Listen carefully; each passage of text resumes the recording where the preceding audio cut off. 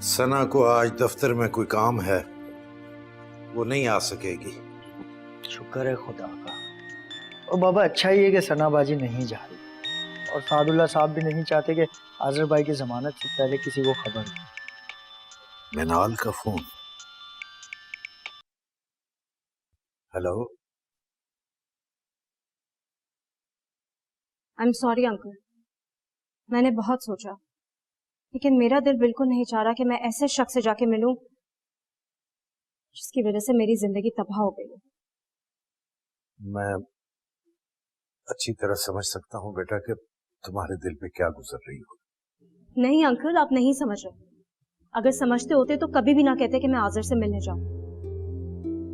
और वैसे भी अब आजर मुझसे क्यों मिलना चाहते हैं? क्या देखना चाहते हैं वो कि मैं पूरी दुनिया में रुस्वा होके कैसी दिखती हूँ?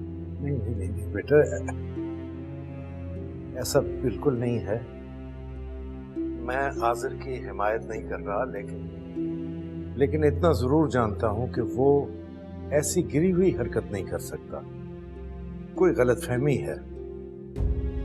अंकल प्लीज, मैं इतनी बेवकूफ नहीं हूं कि सच्चाई ना जान सकूं। मैं क्या कहूं, मेरे पास तो अल्फाज नहीं है बेटा। मैं तो सिर्फ इतना ही कर सकता था कि तुम्हारे पास पहुंचकर तुम्हारे आगे इल्तिजा करूं, सो वो मैंने कर दी। अंकल मैंने भी इसलिए फोन किया था कि प्लीज मुझे माफ कर देगा, लेकिन मैं उनसे नहीं मिल सकती। और आजर को बोलिएगा कि मेरी दुआ है कि मुझे जिंदगी में दोबारा उनकी शक्ल नजर आए।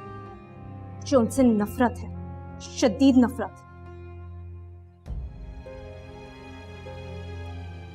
बेटा बस यही अल्फाज तुम एक दफा आजर का सामने जाकर कह दो, ताकि उसका भी भरम टूट जाए और वो भी एक तरफा मोहब्बत के पिंजरे से आजाद हो जाए। क्या तुम ये सारे लफ्ज उसके सामने कह सकती हो?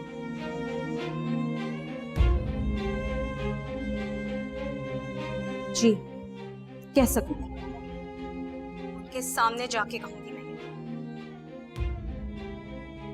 अंकल मैं चलने के लिए तैयार हूं। तो क्या तुम उससे मिलने चलोगी? जी। बहुत बहुत शुक्रिया बेटा, जीती रहो। अल्लाह हाफिज।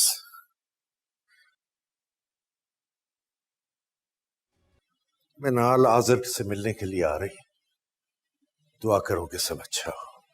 इंशाअल्लाह बाबा। आजर इस काबिल ही नहीं कि उस पर भरोसा किया जा सके। बहुत बरसों से जानता हूं मैं उसे। कई लड़कियां उसकी जिंदगी में आई हैं और कई लड़कियां उसकी जिंदगी से चली गई, लेकिन वो नहीं बदला, बिल्कुल वैसे का वैसा है।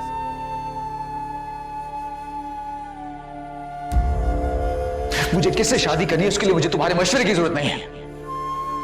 मैं भी अपने बारे में मजीद सफाई पेश नहीं करूंगा। तुम्हारा जो दिल में आता है तुम करो।